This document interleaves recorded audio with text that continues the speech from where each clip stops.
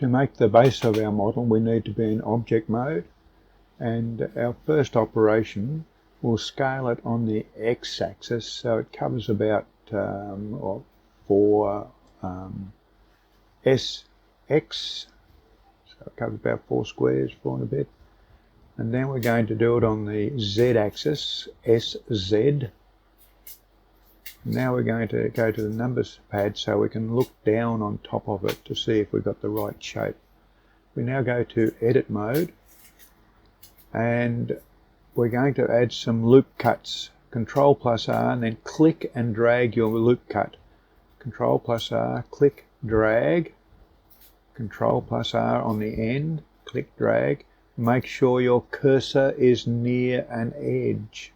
Must be near an edge. It will not work otherwise. Click and drag.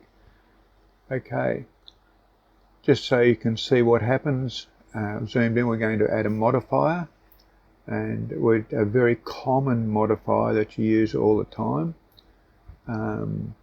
is a subdivision surface one. I just grab my object and move it a little bit.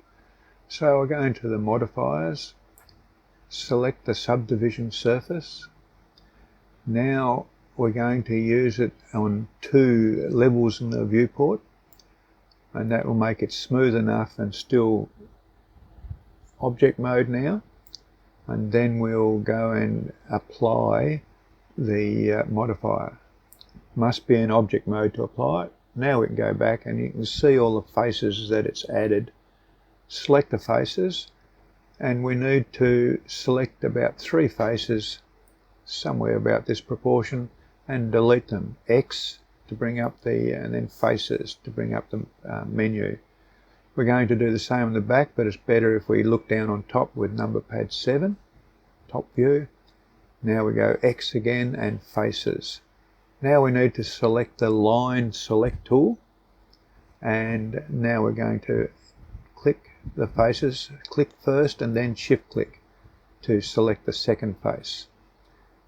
Click first and then shift click each of the lines to add the face. Very important that you don't use shift on the first click.